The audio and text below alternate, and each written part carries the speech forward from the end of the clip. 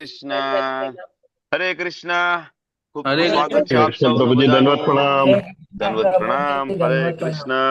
આપ સૌનું ખૂબ હરે ખૂબ કૃષ્ણ હૃદયપૂર્વક નું પ્રભુજી, સ્વાગત દંડવત છે પ્રણામ. ઇસ્કોન મેંગલુરુ શ્રી શ્રી રાધા ગોવિંદ મંદિર કુલાય તરફથી ચાલતા ભક્તિ શાસ્ત્રીના કોર્સમાં, જેમાં આપણે ચોથા અધ્યાયની ચર્ચાઓ કરી રહ્યા છીએ. તમારું બધાનું ખૂબ ખૂબ હૃદયપૂર્વક નું સ્વાગત છે. જીવેશ્વર કૃષ્ણચંદ્ર પ્રભુ વેલકમ. સુરક્ષા માતાજી, માનસી માતાજી, કૃષ્ણ કૃપાલી પ્રભુ, વિક્રમી પ્રભુ, ખૂબ ખૂબ હરે ધન્યવાદ કૃષ્ણ. દંડવત તમારી પ્રણામ. સેવાઓ માટે. યસ, હરે હરે કૃષ્ણ.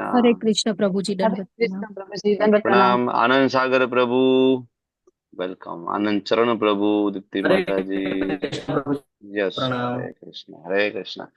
ચાલો, ભગવાનના શ્રી ચરણોમાં ખૂબ ભાવપૂર્વક પ્રેમપૂર્વકની પ્રાર્થના સાથે મળીને આપણે મંગલાચરણ ઓફર કરીએ. એટલે પ્રભુપાદ કી જય. ઓમ અજ્ઞાનતિમિરાન્ધસ્ય જ્ઞાનાંજનશલાકયા ચક્ષુરુન્મિલિतं येन तस्मै श्री गुरुवे नमः. श्रीचैतन्यमनोभीष्टं स्थापितं येन भूतले स्वयं रूप कदा मह्यं ददाति स्वपदान्तिकं.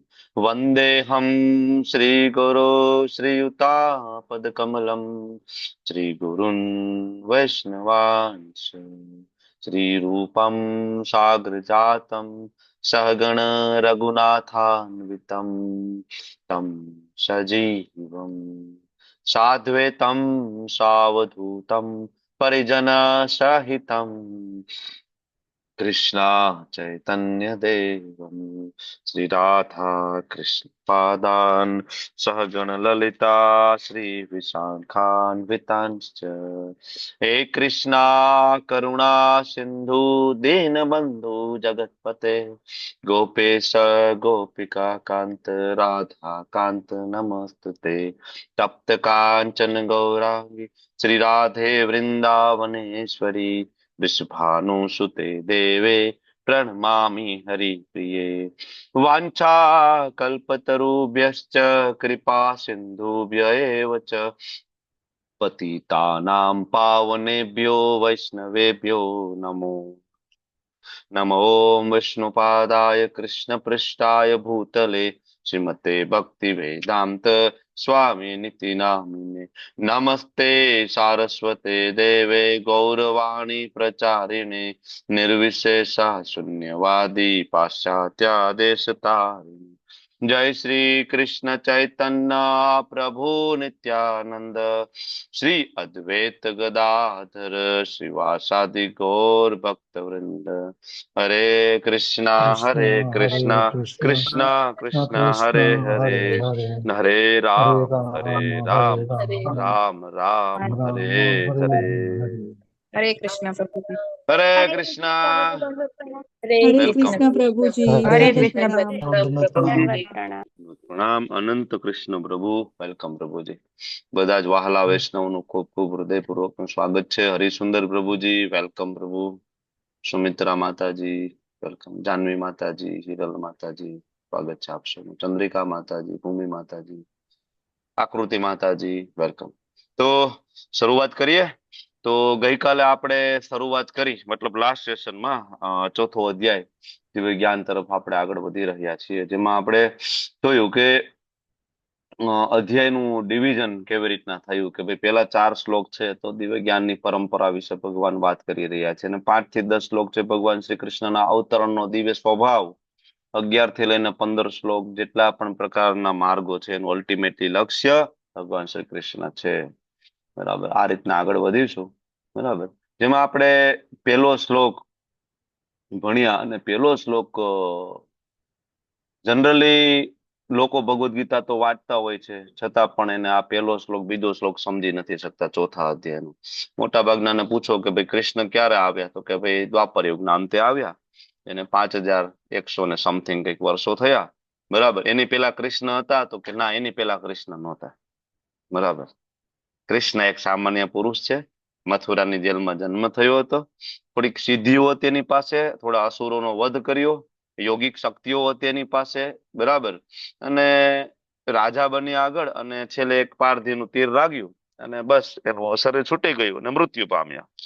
લોકોને આટલી જ ખબર છે, મોટા ભાગના 90%. બરાબર. જે કોઈ ઓથેન્ટિક ગુરુ શિષ્ય પરંપરામાં નથી, જે 4 ઓથેન્ટિક પરંપરા છે, બરાબર, બ્રહ્મ, શ્રી, રુદ્ર અને કુમાર, આ 4 ઓથેન્ટિક પરંપરાની ઓરિજિનલ ફિલોસોફી સેમ છે કે ભગવાન શ્રી કૃષ્ણ છે એ પૂર્ણ પુરુષોત્તમ છે, બરાબર, જેનો કોઈ જન્મ નથી, જેનો કોઈ મૃત્યુ નથી, કારણ કે પરમ ભગવાન છે. આ 4 પરંપરામાં જે લોકો નથી, બરાબર, એ લોકોને જ્ઞાન નથી. ગમે એટલા મોટા વિદ્વાન હોય, તમે પૂછો તો એનું આટલું જ જ્ઞાન છે, જેટલા હમણાં આપણે વાત કરીએ એટલું. તો એના માટે આ પહેલો શ્લોક બહુ જ મહત્વનો છે. આમ જોઈએ તો દીવા જેવો શ્લોક છે, બરાબર. ઇમમ વિવસ્વતે યોગમ પ્રોક્તવાનમ અહમ. અહીંયા બહુ ક્લિયરલી કૃષ્ણ કહે છે કે અહમ, ભાઈ મેં જ આપ્યું છે. કોને આપ્યું છે? તો કે ભાઈ મેં વિવસ્વાનને આપ્યું. બરાબર. વિવસ્વાને કોને આપ્યું? તો કે મનુ મહારાજને આપ્યું. મનુ મહારાજે કોને આપ્યું? તો કે ઈક્ષ્વાકુ મહારાજને આપ્યું. તો આનો મતલબ એવો થઈ ગયો કે ભગવદ્ ગીતાનું જ્ઞાન વિવસ્વાન રાજાને હતું, મનુ મહારાજને હતું ને ઈક્ષ્વાકુ મહારાજને હતું, ભગવદ્ ગીતાનું જ્ઞાન. બરાબર. હવે જો કૃષ્ણચંદ્ર દ્વાપર પેલા હતા જ નહીં, તો ઈક્ષ્વાકુ મહારાજ તો રામચંદ્રજીના પૂર્વજ છે. રામચંદ્રજી જે વંશમાં પ્રગટ થયા, એ સૂર્યવંશ, એની અંદર ઈક્ષ્વાકુ મહારાજ થયા. બરાબર. તો દ્વાપર યુગની શરૂઆત થઈ નહોતી, આ તો ત્રેતા યુગની વાત ચાલે છે. તો કૃષ્ણ જો દ્વાપર યુગમાં આવ્યા, તો ત્રેતામાં ભગવદ્ ગીતા આવી ક્યાંથી? જો એની પેલા કૃષ્ણ હતા નહીં તો. તો અહીંયા એનું પ્રમાણ છે એકચ્યુઅલી પેલા શ્લોકની અંદર, બરાબર. અને આ જ કન્ટેન્ટ્સમાં ભગવાન આગળ વધશે, ભગવાન આગળ પોતે સ્વયં કહેશે કે ભાઈ મારો કોઈ જન્મ નથી, બરાબર. બિલકુલ કન્ફ્યુઝ થવાની જરૂર નથી. મારો કોઈ જન્મ નથી, હું શાશ્વત છું. હું તો વારંવાર આવું છું. હું આવું છું, મારા ઇન્કાર્નેશન, મારા અવતારો, બરાબર, એ તે ચાંસ કલા પુંસ, બરાબર, મારો અંશ, મારી કલા, બરાબર, હું મોકલું છું. બરાબર. તો આ પહેલો શ્લોક છે, ખૂબ મહત્વનો છે, જેથી આપણને ખબર પડે ભગવાન કૃષ્ણ કોણ છે, બરાબર. અને બીજી એ વસ્તુની ખબર પડે કે પરંપરા, આ જ્ઞાન પ્રાપ્ત થશે કેવી રીતના? પરંપરા દ્વારા. એવમ પરંપરા પ્રાપ્તિ ઇમમ રાજર્ષયો વિદુહુ. પરંપરા વગર આ જ્ઞાન પ્રાપ્ત થશે નહીં. ગુરુ શિષ્ય પરંપરામાં જોડાવવું પડશે, ત્યાંથી જ્ઞાન પ્રાપ્ત કરવું પડશે. તો આ જ્ઞાન પ્રાપ્ત કરવાની પદ્ધતિ છે. મેં તમને ગઈકાલે વાત કરી હતી કે ગમે ત્યાંથી લેક્ચર સાંભળવા નહીં બેસી જવાનું, બરાબર. પેલો પ્રશ્ન તમને થવો જોઈએ કે ભાઈ જે વક્તા છે કઈ પરંપરા છે, બરાબર, એના ગુરુ કોણ, એના ગુરુ કોણ, એના ગુરુ કોણ? શું એ ગુરુ શિષ્ય પરંપરા કૃષ્ણ સુધી પહોંચે છે કે નથી પહોંચતી? શું એ ગુરુ શિષ્ય પરંપરાની ઓરિજિનલ ફિલોસોફી ઇન્ટેક્ટ છે? ઓરિજિનલ ફિલોસોફી શું છે? ઈશ્વર પરમ કૃષ્ણ સચ્ચિદાનંદ વિગ્રહ, આ ઓરિજિનલ ફિલોસોફી છે. ભગવાન છે એ પૂર્ણ પુરુષોત્તમ કૃષ્ણ છે, બાકી બધું એમાંથી આવે છે. તો 4 સંપ્રદાયની ઓરિજિનલ ફિલોસોફી સેમ છે, બરાબર. તો આ પ્રશ્ન થવો જોઈએ. ઘણા બધા એકચ્યુઅલી શ્રી સંપ્રદાયમાંથી આવ્યા, એમાંથી આગળ રામાનુજાચાર્ય આવ્યા, એમાંથી આગળ રામાનંદ આચાર્ય આવ્યા, એમાંથી આગળ રામાનંદી સંપ્રદાય થયો, ને એમાંથી આગળ એક આખો મત પંથ અને જુદો પડી ગયો. હવે પોતાની જાતને એ લોકો એમ જ કહે છે કે ભાઈ અમે તો ઓથેન્ટિક છે, શ્રી સંપ્રદાયનો ભાગ છે. વાત સાચી છે, પણ ઓરિજિનલ ફિલોસોફી, તો તમે એની ઓરિજિનલ ફિલોસોફીની બાદબાકી કરે નાખી. તો જયારે ઓરિજિનલ ફિલોસોફીની કોઈ બાદબાકી કરે તો એ સંપ્રદાય નથી, એ કુસંપ્રદાય થઈ ગયો, અથવા એનો અપસંપ્રદાય કહેવાય, કે હવે એ ઓથેન્ટિક પરંપરામાં નથી, બરાબર. તો ત્યાંથી સાંભળવું ન જોઈએ. હું કોની વાત કરું છું તમે લોકો સમજી શકતા હશો. ગુજરાતની અંદર થી શરૂઆત થઈ, બહુ પ્રચાર પ્રસાર થયો, વિશ્વમાં ઘણા બધા મોટા મોટા મંદિરો પણ બન્યા, બરાબર. પણ ઇટ ઇઝ અપસંપ્રદાય, એ કોઈ ઓથેન્ટિક સંપ્રદાય નથી રહ્યો. જ્યારથી એ ઓરિજિનલ ફિલોસોફીની બાદબાકી કરી ત્યારથી. શરૂઆત સારી રીતના થઈ હતી, સારા ઉદ્દેશ્યથી થઈ હતી, પણ પછી, બરાબર. તો આ ખ્યાલ આવવો જોઈએ. ત્રીજા શ્લોકમાં આપણે એ ભણ્યા કે એક તો પદ્ધતિ શું? ગુરુ શિષ્ય પરંપરા, બરાબર. બીજો શ્લોક, અને લાયકાત શું આપણી? તો કે ભક્તો અસીમે સખા ચેતી. ઇવન તમે પરંપરામાં જઈને પણ સમજવાની કોશિશ કરશો, પણ તમે ભક્ત નહીં હોય તો, તમે કૃષ્ણને તમારા પરમ સખા નહીં માનતા હોય તો, તોય તમને જ્ઞાન પ્રાપ્ત નહીં થાય, બરાબર. જેમ કે કોઈ વ્યક્તિ 12 સાયન્સની અંદર સારામાં સારા પર્સન્ટેજ લઈ આવીને મેડિકલ કોલેજની અંદર એડમિશન લે છે ડોક્ટર બનવા માટે, બરાબર. પણ ત્યાં જઈને ત્યાં રહેલા પ્રોફેસરને એ વ્યક્તિ શરણાગત નથી. ત્યાં યુનિવર્સિટીમાંથી આપવામાં આવેલા નિયમોને એ વ્યક્તિ માનતો નથી. તો શું થશે? બરાબર. તો પ્રોફેસર દ્વારા જે કઈ જ્ઞાન આપવામાં આવે છે એને કઈ સમજાવવાનું નથી, કારણ કે પ્રોફેસર પ્રત્યે એને કોઈ રિસ્પેક્ટ છે જ નહીં. બરાબર. તો એને કઈ જ્ઞાન સમજાવવાનું નથી. બરાબર. એટલે ઓથેન્ટિક પરંપરામાંથી જ્ઞાન પ્રાપ્ત કરવું અને આપણી પોતાની લાયકાત શું હોવી જોઈએ? તો કે ભક્તો અસીમે સખા ચેતી, ત્યારે અને માત્ર ત્યારે રહસ્યમ એતદ ઉત્તમમ. તમે શું માનો છો? ભગવદ્ ગીતા કોઈ સામાન્ય પુસ્તક છે કે બજારમાંથી લાવશો ને વાંચી લેશો ને સમજી જઈશું? નહીં, અહીં લખ્યું છે રહસ્યમ એતદ ઉત્તમમ. આ એવું રહસ્ય છે, બરાબર, કે જેનો પાર મોટા મોટા વિદ્વાનો આજ સુધી નથી પામી શક્યા. ભગવદ્ ગીતાના 700 શ્લોકો જે લોકોને મોઢે આવડે છે એને પૂછો ને ભગવાન કોણ, બરાબર, તો એ આન્સર નથી આપી શકતા. એને પૂછો તો કે ભગવાન તો નિરાકાર છે, ભગવાન તો એક પ્રકાશ પુંજ છે, ભગવાન તો પરમ બ્રહ્મ છે, ભગવાનના આંખ નથી, કાન નથી, નાક નથી, મોઢું નથી, હાથ નથી, પગ નથી, ભગવાન નિરાકાર. બરાબર.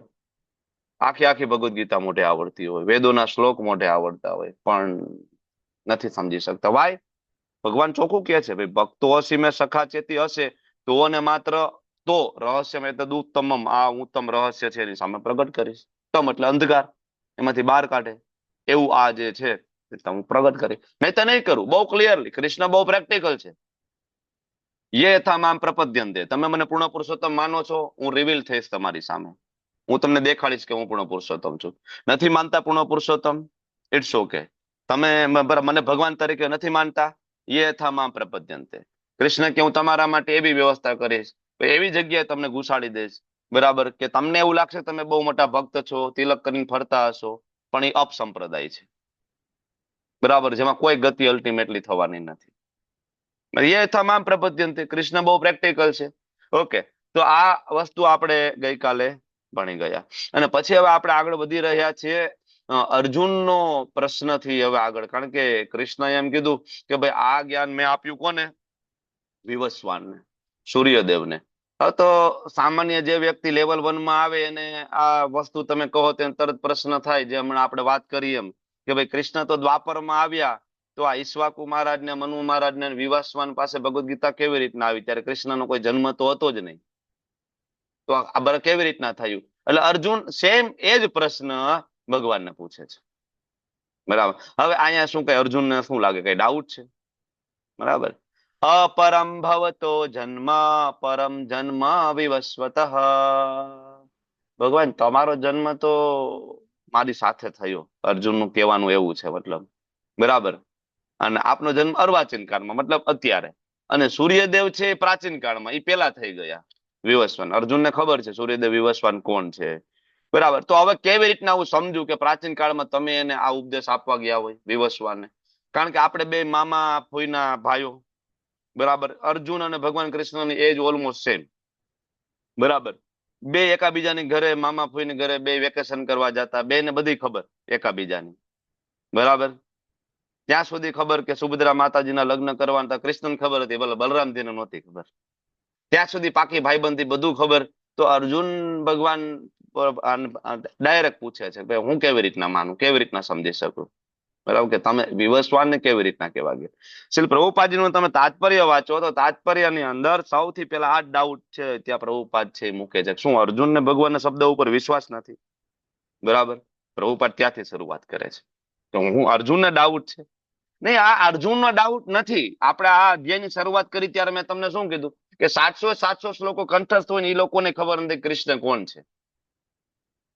આ ડાઉટ અર્જુનનો નથી, બરાબર. આ જનરલ પ્રશ્ન છે, લોકોને ખબર નથી. એટલે જે લોકો ભગવાનમાં વિશ્વાસ ધરાવતા નથી, ખાસ તો એ લોકો માટે, બરાબર, અર્જુને જિજ્ઞાસા દાખવી છે, એવા લોકો માટે કે જાણે કૃષ્ણ કોણ છે, બરાબર. આગળ પ્રભુપાદ ત્યાં જ લખે છે, અને પ્રભુપાદ ત્યાં 10મા અધ્યાયનો રેફરન્સ મૂકી દે છે. હજી આપણે અહીં ચર્ચા કરીએ 4થા અધ્યાયની, પણ પ્રભુપાદ તમે તાત્પર્ય જુઓ, 10મા અધ્યાયનો રેફરન્સ ત્યાં મૂકીને કહે છે કે અર્જુનને તો ખબર હતી. કયો શ્લોક છે 10મા અધ્યાયમાં અર્જુનને ખબર હતી કે આ કૃષ્ણ કોઈ સામાન્ય નથી? કયો શ્લોક છે? પરમ પરમ બ્રહ્મ પરમ ધામ. હા, પરમ બ્રહ્મ. વેદોની અંદર પરમ બ્રહ્મ શબ્દ માત્ર ભગવાન માટે વપરાયેલો છે. પરમ બ્રહ્મ પરમ ધામમ પવિત્રમ પરમમ ભવા. અર્જુન તો કહે છે ને, મને ખબર છે ભાઈ તમે કોણ છો, આઈ નો ધેટ. બરાબર. આપણે પેલા અધ્યાયમાં આ ભણી ગયા છે કે અર્જુન કોઈ મોહમાં નથી, એને કોઈ ભ્રમ નથી, પણ એક ભક્ત અને ભગવાનની લીલા ચાલી રહી છે. બરાબર. આપણા જેવા મૂર્ખ લોકોને સમજાવવા માટે, માત્ર ને માત્ર, બીજો કોઈ પ્લાન નથી. ભગવદ ગીતા અર્જુન માટે હોત તો આપણે વારંવાર વાત થઈ ગઈ છે કે ભગવાને યુદ્ધના આગલા દિવસે રાત્રે અર્જુનને એક રૂમમાં બેસાડીને કહી દીધી હોત કે ભાઈ આવતીકાલે આ બધી ઘટના ઘટિત થવાની, તું સાંભળી લે ભાઈ, 45 મિનિટ તું શાંતિથી બેસી જા, ભગવદ ગીતા સાંભળી લે, કાલ તું રોવાનો છો યુદ્ધ ભૂમિ ઉપર આવીને, હું તને પેલા કહી દઉં. તો ભગવાન કરી શકતા હતા આગલા દિવસે, પણ એ નથી કર્યું. યુદ્ધ ભૂમિ ઉપર આવીને કહી છે. બરાબર. કારણ કે ભગવાનનો પ્લાન અર્જુનને સંભળાવવાનો નથી, 5 પાંડવોને સંભળાવવાનો નથી, ભગવાનનો પ્લાન છે આપણને સંભળાવવાનો. તો આ સમજવું પડશે કે ભગવદ ગીતા અર્જુન માટે નથી, ભગવદ ગીતા આપણા માટે છે. અર્જુન છે ભગવાનના નિત્ય પાર્ષદ છે. એટલે પ્રભુપાદ ત્યાં લખે છે કે અર્જુનને તો સારી રીતના વિશ્વાસ હતો કૃષ્ણ કોણ છે. હવે પ્રભુપાદ આગળ એ લખે છે, બરાબર, કે આ સમજવું શું કામ અઘરું થઈ જાય છે લોકોને. કારણ કે ભગવાન છે દેવકી પુત્ર રૂપે પ્રગટ થયા ને મથુરાની જેલમાં. બરાબર. જન્માષ્ટમી આવે અને બધા ગાતા હોય ભાઈ મથુરાની જેલમાં કૃષ્ણનો જન્મ થયો, નંદ બાબા ટોપલામાં લઈને ગયા, સોરી વસુદેવ ટોપલામાં લઈને ગયા. બરાબર. લોકો ગીત ગાતા હોય એટલે અહીંયા કન્ફ્યુઝન એટલા માટે થઈ ગયું. બરાબર. લોકો એ સમજી નથી શકતા કે ભગવાન કેવી રીતના જેલમાં જન્મ લઈ શકે. એ તો ભગવાન છે ને ભાઈ, તો વરાહ સ્વરૂપે, એક કહેવાય ને શુકર સ્વરૂપે આવી શકે છે ને, એ તો નરસિંહદેવ તરીકે આવી શકે. હવે એના માટે શું જેલ ને શું, એનો શું મતલબ હતો, ગમે ત્યાં ભગવાન પ્રગટ થઈ શકે. એટલે લોકોને કન્ફ્યુઝન થયું. તો અર્જુન શું કરી રહ્યા છે, તો પ્રભુપાદ આગળ સમજાવે છે તાત્પર્યમાં કે તો પછી સર્વોચ્ચ ઓથોરિટી કોણ આ પ્રશ્નનો જવાબ આપવા માટે, તો કે કૃષ્ણ સ્વયં. બરાબર ને. કૃષ્ણ સર્વોપરી અધિકારી છે, પ્રભુપાદ શબ્દ લખે છે તાત્પર્યમાં. તો પ્રશ્ન અર્જુને ડાયરેક્ટ કૃષ્ણને પૂછી લીધો, ભાઈ તમે સર્વોપરી, બરાબર, કહેવાય સુપીરિયર હાયર ઓથોરિટી તમે જો ને, તો તમે કહી દો. આનું સ્પષ્ટીકરણ છે એ તમે જ કહી દો કે ભાઈ આ શું ચાલી રહ્યું છે. બરાબર. એટલે અર્જુન પ્રશ્ન પૂછે છે. સારા શ્રોતા કોને કહેવાય? બરાબર. એવું નહીં કે અહીંથી જે કાંઈ બોલવામાં આવે બધું બરાબર. સારા શ્રોતા એને કહેવાય કે જેને જિજ્ઞાસા થાય. એકચ્યુઅલી જે ખૂબ ધ્યાનપૂર્વક એટેન્ટિવલી ક્લાસ સાંભળે તો એનો પ્રશ્ન થાય, તો એ પ્રશ્ન પૂછે. બરાબર. પણ આ પ્રશ્ન કેવા હોવા જોઈએ, પ્રશ્ન પૂછવાની પદ્ધતિ કેવી હોવી જોઈએ, એ આગળ આવે છે. તદ્વિધિ પ્રણિપાતેન પરિપ્રશ્નેન સેવયા. પ્રશ્નેન સેવયા બરાબર. પદક્ષ્યતિ તે બોલો બોલો. ઉપદેક્ષંતિ તે જ્ઞાનમ. પછી જ્ઞાનમ જ્ઞાત્વા મામ શાંતિમ ગચ્છતિ. નહીં નહીં નહીં, એ તમે બીજો શ્લોક મિસ કરી દીધો. મિસ કરી દીધો. જ્ઞાનિન. બરાબર. હા. ઓકે. તો પ્રશ્ન કેવી રીતના પૂછવો જોઈએ, જિજ્ઞાસા હોય, બરાબર, પ્રશ્ન પૂછવાની એક પદ્ધતિ છે. બરાબર.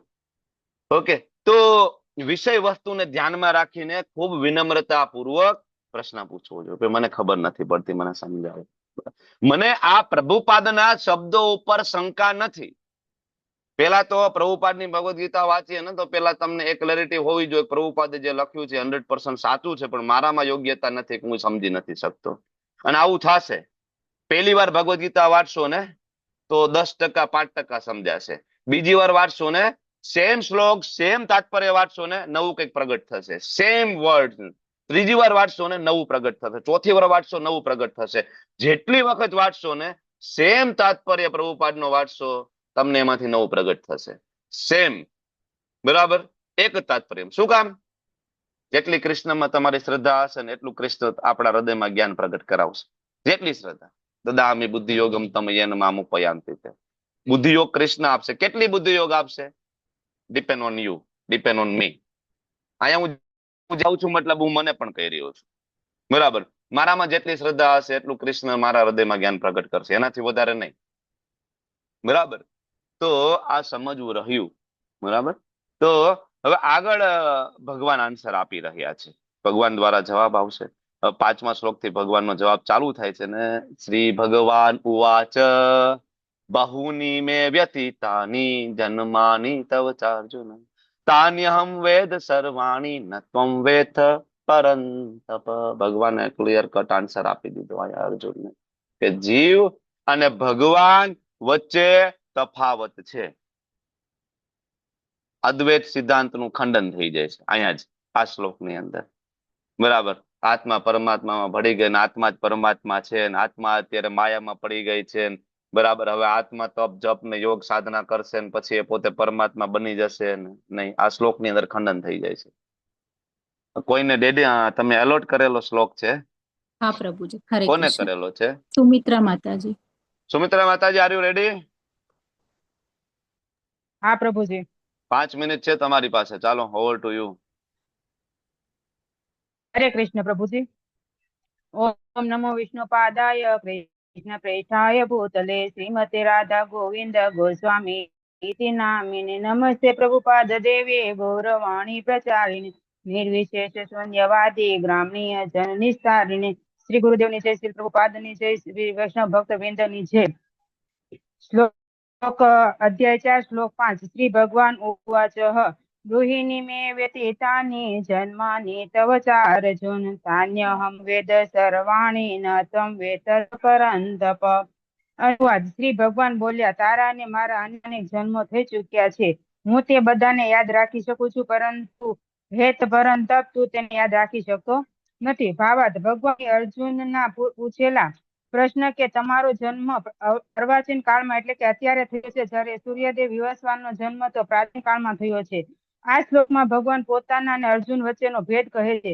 ભગવાને અનેક જન્મો લઈ ચુક્યા છે. બ્રહ્મ સંહિતામાં પણ છે કે રામાદિ મૂર્તિષુ કલા નિયમેન ત્રિષ્ઠન અન્ના અવતારમ અકોદરમ ભુવેનેષુ કિંતુ કૃષ્ણ સ્વયં સંભવત પરમ સુમાન્યો ગોવિંદમ આદિ પુરુષમ તમહમ ભજામી. જે રામ નરસિંહ આદિ અવતારો તેમજ અનેક અંશાવતારોમાં નિત્ય અવસ્થિત હોવા છતાં પણ કૃષ્ણ નામથી સુપ્રસિદ્ધ આદિ પુરુષ છે અને જે સ્વયં પણ અવતરે છે.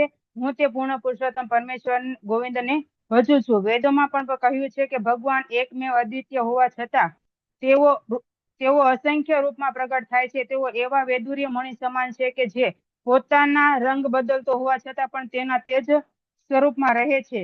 સર્વ રૂપો વિશુદ્ધ અનન્ય ભક્ત જ સમજી શકે છે. કેવળ વેદોના અધ્યયનથી નહીં તેને સમજવું શક્ય નથી. વેદેશુ દુર્લભ અદુર્લભમ આત્મભક્તો. અહીં પ્રભુપાદ સુંદર શિક્ષા આપી રહ્યા છે કે જીવ અને પરમેશ્વર વચ્ચે આ જ ભેદ છે. જીવ ભગવાનનો સનાતન અંશ હોવા છતાં તે પોતાનો ભૂતપૂર્વ જન્મોને તે ભૂલી ચૂક્યો છે. તે શું હતો, તે કયા શરીરમાં હતો તે યાદ કરી શકતો નથી. તે વર્તમાન ભૌતિક જીવનમાં ગમે તેટલો મહાન હોય છતાં તે ભગવાનની સમકક્ષ થઈ શકતો નથી. જ્યારે ભગવાન ભૂત, ભવિષ્ય અને વર્તમાનનું બધું જ જાણે છે. ભગવાને પોતે લીધેલા અનેક અવતારો તેને યાદ છે. જેમ કે પિતા વાસુદેવ અને માતા દેવકી સામે ચતુર્ભુજ રૂપમાં પ્રગટ થયા ત્યારે તેમને પોતાના 3 જન્મોની વાત કરી હતી. મારો આ જન્મ તમારા પુત્ર રૂપે ત્રીજી વખત છે. ભગવાન કહે છે કે સ્વયંભૂ મન્વંતરમાં જે તમારું નામ ઋષિનું હતું અને વસુદેવનું નામ પ્રજાપતિ સત્પા હતું, ત્યારે તમારો પુત્ર પૃશુની ગર્ભના રૂપે આવ્યો. બીજા જન્મમાં તમે દેવી અદિતિ થયા અને વાસુદેવ કશ્યપ ઋષિ થયા. ત્યારે હું તમારો પુત્ર ઉપેન્દ્ર એટલે કે વામનના રૂપે આવી. આ જન્મમાં એટલે કે માતા દેવકી અને પિતા વસુદેવના તમારા ઘરે હું સ્વયં કુંજ કૃષ્ણ તમારો પુત્ર બન્યો. આ ભગવાનની વાત ઉપરથી આપણે સમજી શકીએ છીએ કે ભગવાન એ બધું જાણે છે. તે પોતાના પાછલા જન્મને પણ જાણે છે. ભવિષ્યમાં જે અવતારે ભગવાન પ્રગટ થવાના છે તેનું વર્ણન પણ શાસ્ત્રોમાં થઈ ચૂક્યું છે. ભગવાન જયારે ગીતાના આ ઉપદેશ સૂર્યદેવ વિવસ્વાનને કહ્યો હતો ત્યારે અર્જુન પણ કોઈ ભિન્ન રૂપે ત્યાં હાજર હતા.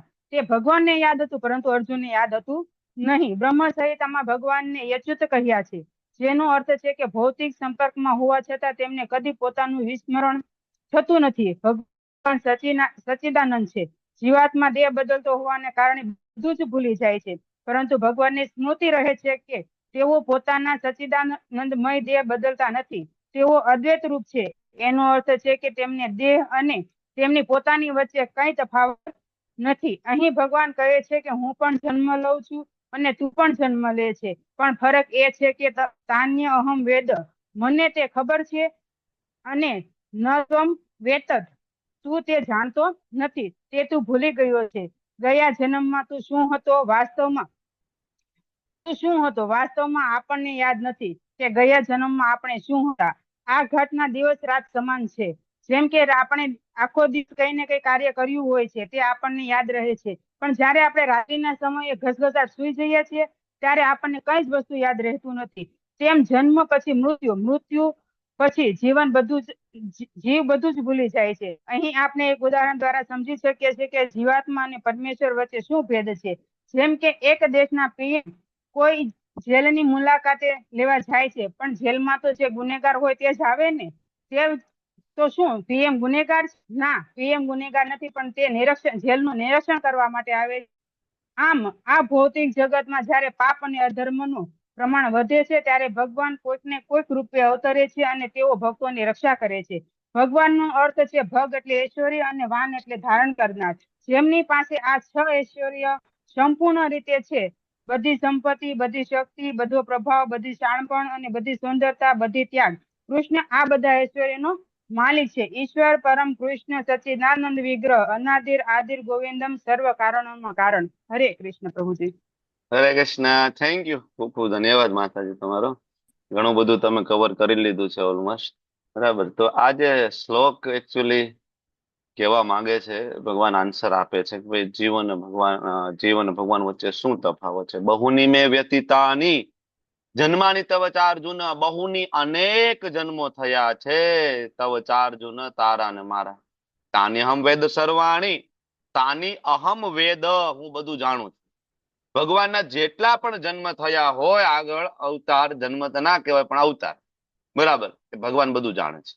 પણ નત્વમ વેથ પરંતપ, અર્જુન તું નહીં જાણી શકે.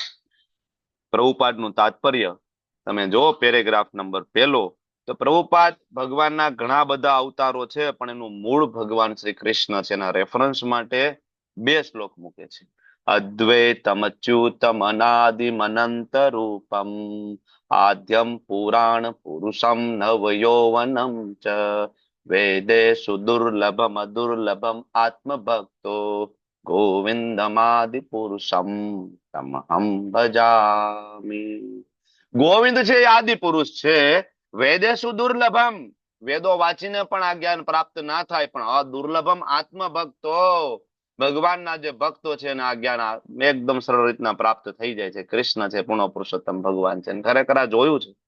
વેદાંતી લોકોને તમે મળો ને, એમ તમે પૂછો ભગવાન કોણ છે, તે કહેશે તમને ભગવાન નિરાકાર છે. અને ઇસ્કોન ની અંદર કોઈ આવે ને વ્યવસ્થિત ખાલી લેવલ 1 2 કરી લે ને, એક વખત 18 દિવસ ને બીજા 36 દિવસ, પછી તમે એને પૂછો ભગવાન કોણ છે, એટલે તમને કહેશે ભગવાન કૃષ્ણ છે. સિમ્પલ. ખાલી 1 મહિનાનો કોર્સ કોઈ એટેન્ટિવલી કરી લે, બરાબર, 1 મહિનો 36 કલાક, બરાબર ને, 36 દિવસ 36 કલાક, તો એનો કન્સેપ્ટ ક્લિયર થઈ જાય. ઓલમોસ્ટ જેની સુકૃતિ સારી હોય તો 18 દિવસમાં જ ક્લિયર થઈ જાય, લેવલ 1 માં જ ક્લિયર થઈ જાય, બરાબર. લેવલ 2 કોઈ કરે તો ઓલમોસ્ટ કન્સેપ્ટ ક્લિયર થઈ જાય, બરાબર. ભગવાન કોણ છે? બીજો એક સેમ શ્લોક બ્રહ્મ સંહિતામાંથી પ્રભુપાદ મૂકીને સમજાવે છે કે ભાઈ રામાદિ મૂર્તિ શુકલા નિયમ અને તિષ્ઠમ, ઘણા બધા અવતારો છે, પણ મૂળ ગોવિંદમ આદિ પુરુષમ. તો હવે પ્રભુપાદ પેરેગ્રાફ નંબર 2 જે ચાલુ કરે છે, પ્રભુપાદ એ જ કહે છે, કોણ સમજી શકશે? શું વેદાંતી આ સમજી શકશે? વેદો વાંચી લેવાથી સમજી શકશે? પ્રભુપાદ એ જ સમજાવે છે, નહીં. એ લોકો એકમેવ અદ્વિતીય, બરાબર, ભગવાન હોવા છતાંય, બરાબર, ભગવાન અસંખ્ય રૂપોમાં પ્રગટ થાય, લોકો સમજી નથી શકતા. તો વેદેશુ દુર્લભમ, પ્રભુપાદ એ સેમ સ્ટેટમેન્ટ ત્યાંથી ઉપાડીને આપણને સમજાવે છે, બરાબર. અને લોકો સમજી નથી શકતા, એટલે પ્રભુપાદ છેલ્લે કહે છે કે જીવ અને ભગવાન વચ્ચે તફાવત છે, લોકો સમજી નથી શકતા. હવે પ્રભુપાદ, જો કે અર્જુન અહીં શત્રુઓનું દમન કરનાર, ત્યાંથી આગળ વધીને પ્રભુપાદ આપણને સમજાવે છે કે તો શું કોઈ ભૌતિક રીતના કોઈ વીર બની જાય, મહાપુરુષ બની જાય તો શું ભગવાનને સમજી જશે? કોઈ ભૌતિક રીતના ઉન્નત થઈ જાય તો શું ભગવાનને સમજી જશે? નો, બરાબર. ગમે એટલો ભૌતિક મૂલવણીમાં કદાચ ગમે એટલો વ્યક્તિ મહાન હોય તો દેટ ઇઝ ઇમ્પોસિબલ, બરાબર. ભૌતિક રીતના કદાચ તમે એને મહાત્માનું પણ બિરુદ આપી દીધું હોય તો પણ ના સમજી શકે, બરાબર. આપણે એકવાર વાત કરી હતી, બરાબર ને, ઈઝ ઓલ ઇન ધ ભક્તિ સિદ્ધાંત સરસ્વતી મહારાજે ઇન્વાઇટ કર્યા હતા એક વખત મહાત્મા ગાંધીને, લગભગ, હા, બરાબર. તો એને પૂછ્યું હતું કે ભાઈ તમે તમારા મંદિરમાં તમારે ચરખાની પૂજા કરો છો? તો મહારાજે ના પડી કે ના, ચરખો નથી. તો કે તો હું નહીં આવું, મારા માટે ચરખો ભગવાન છે. તો કહેવાનો મતલબ એ છે કે ગમે એટલું મહાત્માનું બિરુદ આપી દો તો વ્યક્તિ સમજી ના શકે કે ભગવાન કોણ છે. બરાબર, પ્રભુપાદે જ સમજાવ્યું કે ભૌતિક રીતના ઉન્નત થઈ જાવ તો એ શક્ય નથી કે તમે તોય ભગવાનને જાણી લો. હવે પ્રભુપાદ કારણ આપે છે કે જીવાત્મા શું કામ ભૂલી જાય છે, તો કે એનો દેહ વારંવાર ચેન્જ થઈ જાય છે. સૂક્ષ્મ શરીર અને સ્થૂળ શરીર, બરાબર, આપણે ભણી ચુક્યા છીએ અને ઇવન આગળ પણ આવશે. હજી 5મા અધ્યાયમાં પરા અને અપરા શક્તિ વિશેની વાત આવશે, બરાબર ને? તમને લોકોને ખ્યાલ હશે, મન બુદ્ધિ અહંકાર સૂક્ષ્મ શરીર, પંચમહાભૂતનું બનેલું સ્થૂળ શરીર અહીં પડ્યું રહે, સૂક્ષ્મ શરીર આગળ ટ્રાવેલ કરે, તો દેહ વારંવાર બદલાઈ જવાના કારણે ભૂલાઈ જાય છે. બરાબર. તો આ એકદમ આ 5 થી લઈને જે 10 શ્લોક જે છે ને, એમાં ભગવાન પોતાની દિવ્યતા વિશેનું જ્ઞાન આપે છે. બરાબર. કોઈ વ્યક્તિ ખાલી આ 5 શ્લોક બરાબર ભણી લે ને, તો એને ખબર પડી જાય કે કૃષ્ણ કોણ છે. ખાલી આ 5 શ્લોક એવા છે આવનારા, એને બધી ખબર પડી જાય કૃષ્ણ કોણ છે, ભગવાન શું કામ આવે છે. કારણ કે 5મો અને 6થો શ્લોક છે ડેડિકેટેડ ભગવાનનું પ્રગટ અપ્રગટ એના માટે. 7મો અને 8મો શ્લોક છે ભગવાનના કાર્ય શું કામ અહીંયા આવે છે, કેવી રીતના પ્રગટ થાય છે, ક્યાં પ્રગટ થાય છે. 9મો અને 10મો શ્લોક છે આ જાણવાથી ફાયદો શું, આ બધી ચર્ચા શું કામ કરવાની એના માટે છે. આટલા શ્લોકે કોઈ જો કંઠસ્થ કરી લઈને સમજવાની કોશિશ કરે ને, ફિનિશ, એને ઓલમોસ્ટ બધી ફિલોસોફી ખબર પડે. એટલે આ અધ્યાયનું નામ દિવ્ય જ્ઞાન છે. બરાબર. કે આનો એક નાનો એવો પોર્શન કોઈ સમજી જાય ને, તો એને ખબર પડી જાય કે એક્ઝેક્ટલી ભગવદ ગીતા શું કહેવા માંગે છે. બરાબર. એટલે ભગવાન અર્જુનને કહે છે ભાઈ હું કેટલી વાર આવી ચૂક્યો છું, તું કેટલી વાર આવી ચૂક્યો છે, તને યાદ નથી. બરાબર. કારણ કે તું જીવ છો અને મને બધું યાદ છે કારણ કે હું ભગવાન છું. તારું શરીર દરેક વખતે બદલાય છે અર્જુન, મારું નહીં. તમને બાહ્ય રૂપે એવું લાગે કે રામ છે જુદા દેખાય છે, કૃષ્ણ જુદા દેખાય છે બાહ્ય રૂપે, બરાબર. ઇન્ટરનલ જે તત્વ છે એ સેમ રહે છે હંમેશા. બરાબર. આપણને બાહ્ય રૂપે દેખાય છે. ભગવાનનું શરીર ક્યારે બદલાતું નથી. એટલે આગળના શ્લોકમાં શબ્દ આવશે સૃજામી, જન્મ નહીં આવે. સૃજામી એટલે એઝ ઇટ ઇઝ, બરાબર, અવતાર અહીંયા ભગવાનનો પ્રાપ્ત થવો આપણા હિત માટે. બરાબર. એટલે પ્રભુપાદનો પરપટમાં પ્રભુપાદ જ સમજાવે કે જીવાત્મા દેહ બદલાવાને કારણે ભૂલી જાય છે, ભગવાનની સ્મૃતિ રહે છે કારણ કે સચ્ચિદાનંદમય ભગવાન ક્યારેય નેવર એનું બોડી ચેન્જ થતું નથી. બરાબર. અને આગળ પ્રભુપાદ નું એક લેક્ચર લોસ એન્જલસ એમાંથી કહે છે કે હાઉ ગોડ કેન ફોરગેટ. હવે કોઈ ઘણા બધા માયાવાદીઓ એમ કે ભાઈ હું ભગવાન છું પણ આ તો અહીંયા આવ્યા અને માયામાં પડી ગયા એટલે મારું ભગવત તત્વ ભૂલાઈ ગયું છે, યોગ તપ જપ કરીશું અને પછી હું ભગવાન બની જઈશ. બરાબર. જીવ શિવમાં પડી ગયો, અહમ બ્રહ્માસ્મિ, સોહમ એ હું જ છું, સો અહમ એ હું જ છું. આ બધા જેટલા શબ્દ સાંભળ્યો છે આ બધા માયાવાદી ફિલોસોફીના છે, જેનો અત્યારે ખૂબ પ્રસાર થઈ રહ્યો છે. બરાબર. તો હાઉ ગોડ કેન ફોરગેટ, ભગવાન કેવી રીતના ભૂલી શકે? If you forget then you are not God.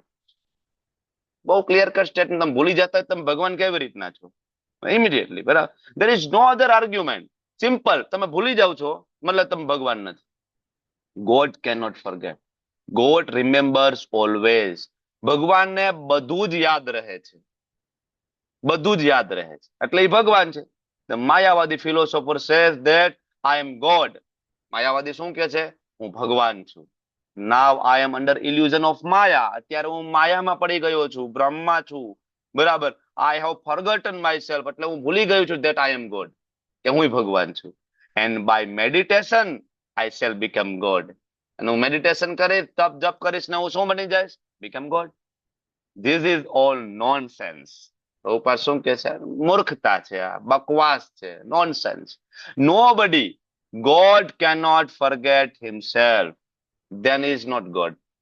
ભગવાન પોતાને ભૂલી જતા હોય then is not God. Krishna 6 દિવસના હતા ને તોય ભગવાન જ હતા, પૂતનાનો વધ કરતા હતા. તો કૃષ્ણ દેવકીજીના ગર્ભમાં આવ્યા ને એની પહેલા ભગવાન જ હતા, બરાબર, ત્યાં આપણે ચતુર્ભુજ સ્વરૂપે પ્રગટ થયા હતા. બરાબર છે ને? આપણે તો ભાગવતમ વાંચ્યું છે, કૃષ્ણ બુક તમે વાંચી હશે, કૃષ્ણનું પ્રાગટ્ય કેવી રીતના થયું છે. સામાન્ય પ્રાગટ્ય અહીંયા શ્રીલ પ્રભુપાદજી ભગવદ ગીતા ઉપર લેક્ચર આપે છે, લોસ એન્જલસ 1969, 3rd જાન્યુઆરીનો લેક્ચર છે. બહુ ક્લિયરલી છે. બરાબર. હવે અહીંથી જે ચાલુ થાય છે આગળ આપણે 4 ગ્રુપ બનાવીશું, 6, 7, 8, 9. બરાબર ધ્યાનપૂર્વક સાંભળજો. 4 ગ્રુપ બનાવીશું, જેમાં પહેલા ગ્રુપને 6થો શ્લોક, બીજા ગ્રુપને 7મો શ્લોક, બરાબર, ત્રીજા ગ્રુપને 8મો શ્લોક, ચોથા ગ્રુપને 9મો શ્લોક. બરાબર. આપણે બ્રેકઆઉટ રૂમમાં જઈ રહ્યા છીએ.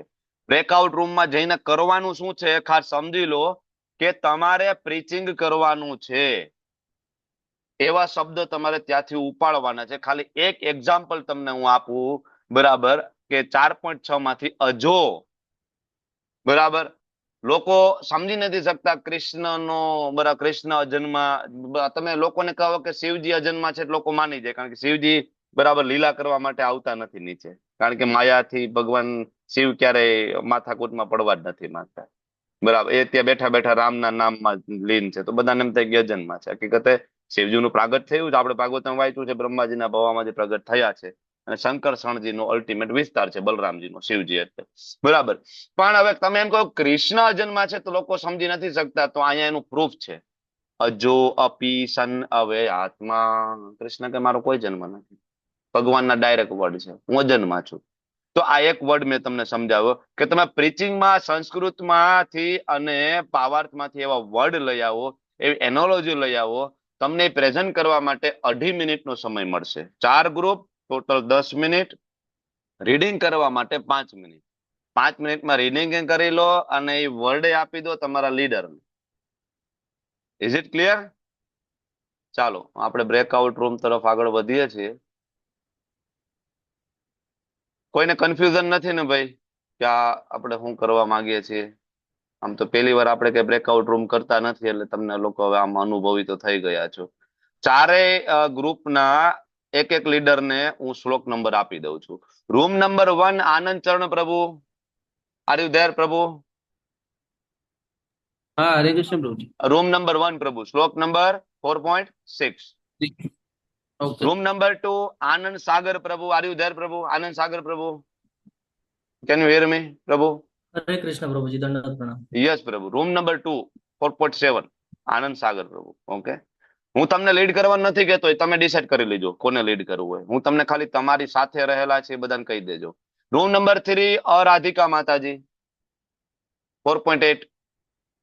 હરે Are you there? કૃષ્ણ પ્રભુજી. હા, રૂમ નંબર 3. પ્રભુજી. ઓકે. રૂમ નંબર 4 સુરક્ષા માતાજી, હા પ્રભુજી. બરાબર, 4.9. ચાલો, ઓપન ઓલ. તમને જો તમારી સ્ક્રીનમાં ઓપ્શન આવી ગયો છે, ફટાફટ જોઈન કરો, ફટાફટ ચર્ચાને ફિનિશ કરીને પાછા આવો નોટ બનાવીને. હરે કૃષ્ણ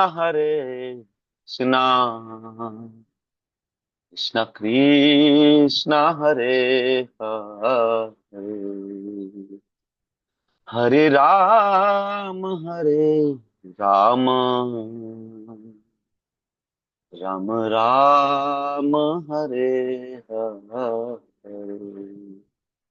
હિરલ માતાજી, જિગીષા માતાજી, દીપેશ્વરીજી, ભૂમિ માતાજી, ધર્મિષ્ઠા માતાજી, તમારે નથી જવું બ્રેકઆઉટ રૂમમાં ચર્ચા કરવા. શશી માતાજી, હરે કૃષ્ણ, મારો અવાજ આવે છે? શશી માતાજી, હરે કૃષ્ણ હરે કૃષ્ણ હરે રામ હરે કૃષ્ણ. Welcome back. ફરીથી બધાનું સ્વાગત છે. તો હેન્ડ રેઝ કરો ભાઈ, 4 લીડર જે છે. ચાલો, room number 1, Hare your Krishna time પ્રભુજી. સ્ટાર્ટ શ્લોક નાઉ. નંબર 4.2. હા, અજો અપી એટલે આખું શ્લોક ન સમજાતી, એમાં 4 મેઇન વર્ડ છે. અજો એટલે અજન્મા, અવ્ય એટલે અવિનાશી, સંભવામી એટલે હું અવતરું છું, આત્મમાય એટલે મારી અંતરંગ શક્તિ દ્વારા. અહીં એમ દર્શાવવામાં આવ્યું છે કે ભગવાન એ અજન્મા છે, એનો ક્યારેય જન્મ થતો નથી. જેવી રીતે ભૌતિક માણસોનો જન્મ થાય એવી રીતે નથી થતો, એમનું અવતરણ થાય છે. એ પોતાની અંતરંગ શક્તિ દ્વારા સૃષ્ટિમાં જન્મ લે છે અને પોતાની જુદી જુદી લીલા દર્શાવે છે. અને તે પોતાના પ્રકૃતિ એટલે સ્વભાવ તેમજ મૂળ સ્વરૂપ અવસ્થામાં જન્મ લે છે. એનો દેહ સામાન્ય મનુષ્યના દેહ જેવો હોતો નથી કે જે સામાન્ય જીવ છે એક દેહ ત્યાગીને બીજા દેહ ધારણ કરે છે.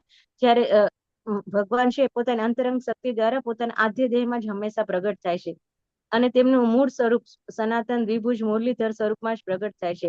તેના સનાતન દેહમાં ક્યારેય કોઈ પણ જાતની કોઈ મલિનતાથી દૂષિત થતું નથી અને ભૌતિક શરીરની જેમ તેનો ક્ષય પણ થતો નથી. અને તે શરીર છે એમાં યુવાવસ્થા જ હંમેશા રહે છે, તેમાં વૃદ્ધાવસ્થા જોવા મળતી નથી. જેમ કે કુરુક્ષેત્રના યુદ્ધમાં તે 125 વર્ષના હતા કે સમથિંગ મોટી ઉંમરના હતા, પણ છતાં એનું એવું આપણે સ્વરૂપ જોવા મળતું નથી કે એકદમ વૃદ્ધ થઈ ગયા હોય. ભૂત વર્તમાન અને ભાવિ સર્જનમાં તેઓ સર્વાધિક ક્ષય ધરાવનાર હોવા છતાં આપણી માફક ક્યારેય વૃદ્ધ થતા નથી. એટલે કે તેમના દેહ અને બુદ્ધિમાં કદાપી ક્ષીણતા આવતી નથી. તેમનો દેહ છે અજન્મા સચ્ચિદાનંદ સ્વરૂપ અને દિવ્ય અને બુદ્ધિમાં અપરિવર્તનીય હોય છે. જેવી રીતે સૂર્યનું ઉદાહરણ આપી શકાય કે સૂર્ય છે એ આ સામાન્ય લોકોને જયારે દેખાય ત્યારે એમ લાગે કે આ સૂર્ય ઉદય થયો, સાંજ પડે તેમ લાગે અસ્ત થઈ ગયો. એવી રીતે અલ્પ બુદ્ધિ અલ્પ વાળા લોકો એમ સમજે કે ભગવાન જન્મ અને ભગવાનનો દેહ ત્યાગ થયો, પરંતુ વાસ્તવમાં ભગવાન હંમેશા પોતાની અંતરંગ શક્તિથી આનંદમય અને ચિન્મય છે અને તે હાજર જ હોય છે. પરંતુ આપણી અલ્પ અને ત્રુટિપૂર્ણ ઇન્દ્રિયોને કારણે આપણે એને સમજી શકતા નથી અને સૂર્ય જેમ આકાશમાં ઉદય અને અસ્ત થાય એમ માને છે કે ભગવાનનો જન્મ થયો અને મૃત્યુ થયું, પરંતુ વાસ્તવમાં એવું હોતું નથી. હરે કૃષ્ણ. હરે કૃષ્ણ. થેન્ક યુ માતાજી, ખૂબ ખૂબ ધન્યવાદ. તો આ સમજવું પડશે આપણે કે ભગવાન દ્વિભુજ શ્યામ સુંદર મુરલી મનોહર સ્વરૂપે એનું ઓરિજિનલ સ્વરૂપ છે, હંમેશા રહે છે. સર પ્રભુપાદજી કહે છે કે ભગવાનની નિત્ય લીલા હંમેશા ચાલુ રહે છે. બરાબર. આજે પણ ભગવાનની દામોદર લીલા ક્યાંક થઈ હશે, આજે પણ માતા યશોદાએ ભગવાન કૃષ્ણને ક્યાંક દોરડાથી બાંધી દીધા હશે. બરાબર. આજે પણ ભગવાને આજે અર્જુનને ક્યાંક ગીતા સંભળાવી છે કોઈક બ્રહ્માંડની અંદર. બરાબર. તો આ તો નિત્ય લીલા છે, ભગવાનની એવરીડે લીલા આ ચાલતું હોય છે, કન્ટિન્યુઅસ ચાલતું હોય છે. બરાબર. સંભવામી આત્મમાયય, આપણા જેવું નહીં, ફોર્સફુલી નહીં.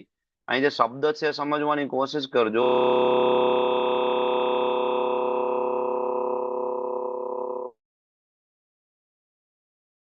બધું કરી થઈ શકે છે, આપણા જેવું નથી. બરાબર. આપણે અહીંયા ફોર્સફુલી આવીએ છીએ, આપણે કર્મના બંધનના કારણે આવીએ છીએ.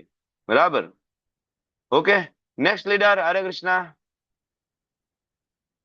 હરે કૃષ્ણ પ્રભુજી, ધન્યવાદ પ્રણામ. યસ યસ પ્રભુ, યસ પ્રભુ. પ્રભુજી, ઓલ સાતમા શ્લોકમાં સુજામી શબ્દ બહુ મહત્વ છે. એટલે ભગવાન સૃષ્ટિનું સર્જન કરે છે, જેમ કે 14 લોક છે એનું સર્જન કર્યું, એટલે ભક્તોનો ઉદ્ધાર કરવા માટે આવે છે ભગવાન. જેમ કે આપણે જે બુદ્ધ ભગવાન આવ્યા ત્યારે અસુરો મનુષ્ય વૃત્તિવાળા લોકો માંસાહારનો એટલે પશુ બલિ નિયમોનો ભંગ કરીને પશુ બલિ કરતા હતા, તો ભગવાન બુદ્ધ આવીને એ રોક્યું. એના માટે ભગવાન આવ્યા. અને પછી આપણે પહેલાદ મહારાજના જેમ અસુરો નરસિંહ ભગવાન આયા, અવતરિત થયા પહેલાદ મહારાજ માટે. એટલે ભક્તોની રક્ષા કરવા અને ધર્મની સ્થાપના કરવા માટે ભગવાન આવે છે. અને આપણે આગળ બી જોઈએ કે પરશુરામ છે, એ જેટલા બી આપણા જે મેન 10 અવતાર છે એ એટલા માટે જ આવે છે કે મેન ભક્તોનો ઉદ્ધાર કરવા અને ધર્મની સ્થાપના કરવા. જે ધર્મ આપણો જે છીનબીન થઈ ગયો છે, એટલે આપણે અર્જુન પહેલા બી પૂછે છે, ભગવાન કહે છે કે હું આ ભગવાનનો ભગવદ્ ગીતાનું જ્ઞાન પહેલા બી આપેલું, તો જે છીનબીન થઈ ગયેલું એટલે હું અત્યારે તને આપું છું. એટલે એવી રીતના ભગવાને આવે છે કે ધર્મનો હાનિ થાય છે એના માટે, એટલે ભક્તોનો ઉદ્ધાર કરવા માટે. હરે કૃષ્ણ પ્રભુ. હરે કૃષ્ણ. ખૂબ શ્લોક મહત્વનો છે. યસ પ્રભુ, થેન્ક યુ સો મચ પ્રભુ. તો યદા યદા હિ ધર્મસ્ય ગ્લાનિર્ભવતિ ભારત અભ્યુત્થાનમ ધર્મસ્ય તદાત્માનમ સૃજામી અહમ. જન્મ નહીં, સૃજામી. બરાબર. એટલે પ્રભુપાદ પેલો જ શબ્દ ઉપાડી લે છે, ભાવાર્થ વાંચો, સીધું સૃજામીથી શરૂઆત કરે છે. ભાઈ સૃજામીની વાત છે, ભગવાનનો જન્મ નથી, ભગવાન એના મૂળ સ્વરૂપે પ્રગટ થાય છે. બરાબર. અને ઇવન પ્રભુપાદ તો જો કેટલું એકદમ ફાઇન ટ્યુન કરીને આપે છે, ભગવાનનો નિયત સમય ત્યાં લખીને આપે છે. બરાબર. બ્રહ્માજીના એક દિવસમાં 7મા મનુના 28મા યુગમાં દ્વાપરમાં પ્રગટ થાય. 1/7/28/3 બ્રહ્માજીના આખો એક દિવસ, એમાં 7મો મનુ. બરાબર. અને 7મા મનુ ના 28મો યુગ. બરાબર. અને એમાં દ્વાપર, એમાં આવે છે. એકદમ ક્લિયર કટ. આના ઉપરથી ખબર પડે કે આપણે બધા કેટલા સૌભાગ્યશાળી છીએ, ખબર છે તમને? કારણ કે આ યુગમાં ભગવાન પ્રગટ થયા, કૃષ્ણચંદ્ર, 5000 વર્ષ પહેલા. હવે ખબર છે કૃષ્ણ પાછા ક્યારે આવશે?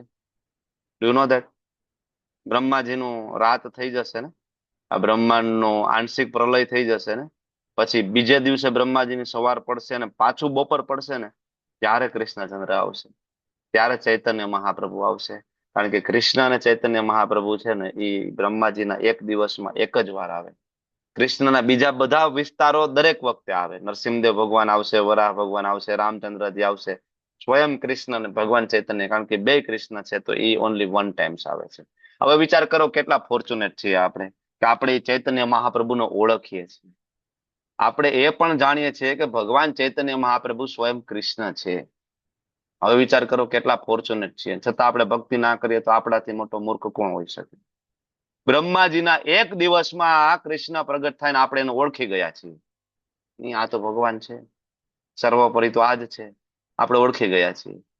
બરાબર, હજારો યુગોના અંતે ભગવાન પ્રગટ થઈને આપણે એને ઓળખી ગયા છીએ. આનાથી વધારે બીજું શું હોઈ શકે? બરાબર. તો પ્રભુપાદ ત્યાં અધર્મ એટલે શું સમજાવે છે? તો પેલા તો ખબર હોવી જોઈએ ને કે ધર્મ એટલે શું. ધર્મ તો સાક્ષાત ભગવત પ્રણિતમ, ભગવાન જે બોલે છે ધર્મ છે. ધર્મ ઇઝ નોટ અ ફેથ. શ્રદ્ધા એ ધર્મ નથી. પ્રભુપાદનું લેક્ચર તમે સાંભળો 1.1.2 વેદાબેઝ ની અંદર પ્રભુપાદ ધર્મ ઉપર બહુ ડિટેલમાં ચર્ચા કરે. ત્યાં લંડન નો લેક્ચર છે. પ્રભુપાદ ધર્મ એટલે હિન્દુ, મુસ્લિમ, શીખ, ઈસાઈ, ધેટ ઇઝ નોટ ધર્મ. શ્રદ્ધા છે. તો આજે હું હિન્દુ છું, મને કાલ ગમે તો હું બરાબર મુસ્લિમ બની જાઉં, ઇસ્લામ ટોપી પહેરી લઉં, બરાબર મને મજા આવે તો હું ક્રોસ ધારણ કરીને ક્રિશ્ચન બની જાઉં. ધર્મ એવી વસ્તુ છે જે ચેન્જ ના થાય. ધર્મ મીન્સ કેરેક્ટરિસ્ટિક. જેમ કે પાણીનો સ્વભાવ છે તરલતા, કોઈ દી ના બદલે. બરાબર. ખાંડનો સ્વભાવ છે સ્વીટનેસ, ખાંડમાંથી સ્વીટનેસ કાઢી નાખો તો એ ખાંડ નથી. બરાબર. તો આપણો ધર્મ શું છે? સેવા, સર્વિસ. આપણો ધર્મ છે જેવા સ્વરૂપ હોય કૃષ્ણ નિત્ય દાસ. તો દાસ નો ધર્મ શું હોય? સર્વિસ. કા કૃષ્ણ નહીં કરો, કા માયા નહીં કરો, કરીએ જ છીએ ને. આપણે મંગલા આરતી માટે ઉઠીએ છીએ, કેટલા બધા લોકો કૂતરા ને બરાબર ને બાર શું કરાવવા માટે ઉઠે છે, સેમ ટાઈમ દોરી બાંધીને નીકળતા હોય. નથી જોતા આપણે કૃષ્ણની ઠાકોરજીની સેવા કરીએ છીએ. તમે લોકો અમેરિકા જાઓ, અહીંયા હવે તો કઈ આપણે પાછળ નથી એ લોકો કરતા. ઘરમાં કૂતરા પાડીને બેઠા, બિલાડા પાડીને બેઠા હોય, આખો દેની સેવા. આપણે ઠાકોરજીની સેવા કરીએ. બરાબર. કાં તો ગોડની સેવા કરો, અધરવાઇઝ યુ કેન સર્વ ડોગ એન્ડ ગો ટુ હેલ. કૃષ્ણ બહુ ક્લિયર લખે, પ્રભુપાદ તે સમજાવે છે. તો પેલા તો ખબર હોય છે ધર્મ એટલે શું, પ્રભુપાદી સમજાવે છે ત્યાં. અને પછી ભગવાનનું અવતાર કાર્ય, એમાં એક ભગવાન બુદ્ધનું એક એક્ઝામ્પલ મૂક્યું છે ત્યાં. બરાબર. કે ભગવાન આવે છે, બરાબર, તો એના જેટલા અવતાર કાર્યથી સમાન છે, પણ એ તો ડિપેન્ડ કરે કે ત્યારે શું જરૂરિયાત છે એટલું જ આપશે. બરાબર. જેમ કે બીજા ધોરણનો છોકરો હોય તો પ્રભુપાદ ત્યાં બીજું એક્ઝામ્પલ ત્યાં મૂક્યું કે 2 + 2 = 4 થાય. એ બીજા ધોરણ માટે બરાબર છે, પણ એ સાચું તો 12મા ધોરણ વાળા માટે છે. 12મા ધોરણ માટે 2 + 2 5 નહીં થઈ જાય. બરાબર. પણ એના માટે અધૂરું છે, કારણ કે એને મેથ્સમાં sin θ cos θ ભણવાના છે, અને 2 + 2 થી એનું નહીં ચાલે. તો એ ભગવાન બુદ્ધ આવ્યા ત્યારે એટલી જરૂરિયાત હતી, એટલું આપ્યું.